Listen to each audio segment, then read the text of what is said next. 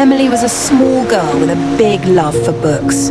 While other children played outside, Emily would often be found curled up in a corner with a good book, losing herself in magical stories and far-off worlds. One day, while searching for a new place to read, she stumbled upon an old library at the edge of town. It looked abandoned with ivy creeping up the walls, but something about it called to her. Curious, Emily pushed open the creaky wooden door and stepped inside. The smell of old pages and leather-bound books filled the air. The library was enormous, much bigger than it seemed from the outside. Shelves upon shelves of books lined the walls, stretching so high that she could hardly see the ceiling. As Emily wandered through the rows of books, she felt an odd sense of excitement. Each book seemed to whisper her name, as if calling out to be read. She picked up a dusty old novel titled The Secret of the Lost Kingdom and sat down at one of the grand tables. As soon as she opened the book, something incredible happened. Light filled the room, and suddenly the characters from the story appeared right in front of her. A brave knight, a mischievous fairy, and a talking cat stood before Emily, their eyes wide with surprise. They had come to life right out of the book. The knight spoke first. "You've unlocked the magic of the library," he said, "but with great magic comes great danger." Emily was confused but also intrigued. "What do you mean?" she asked. The fairy fluttered over to her.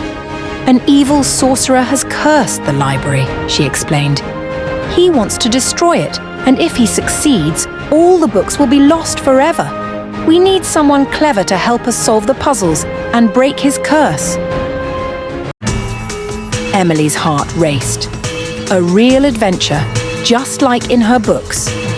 She agreed to help, and together with the characters, they began their quest. Each book held a new puzzle, a riddle, or a challenge that they had to solve. One book led them into a dark forest where they had to outsmart a group of tricky goblins.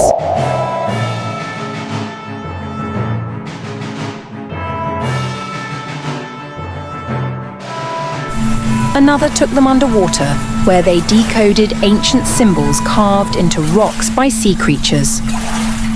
As they solved each puzzle, Emily learned that the library was not just a place of knowledge, but a magical world of its own.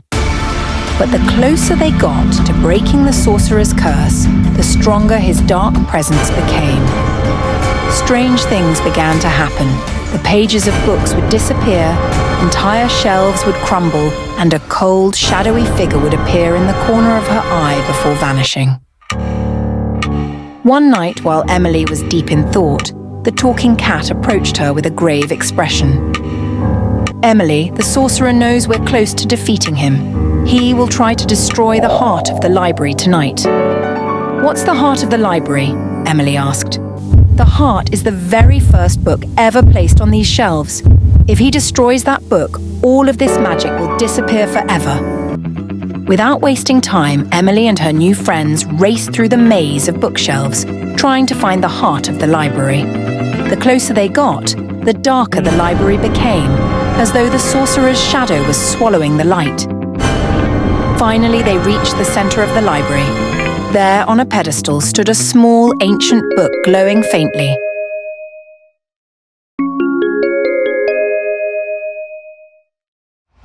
But just as Emily reached for it, the sorcerer appeared, his dark robes swirling like smoke around him.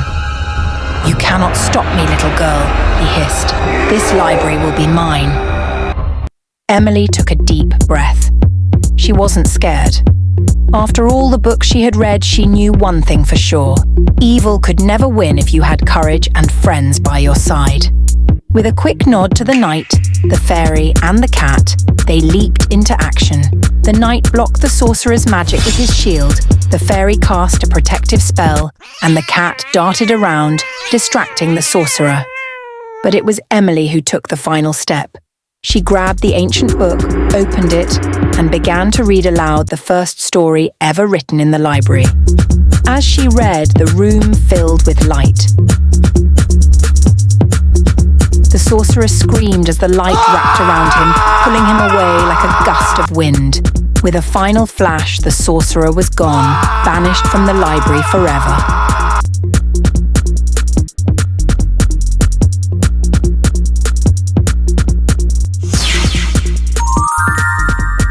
The library, now free from the curse, glowed with warmth and magic once again. The books were safe. Emily smiled, knowing she had protected the place she loved most.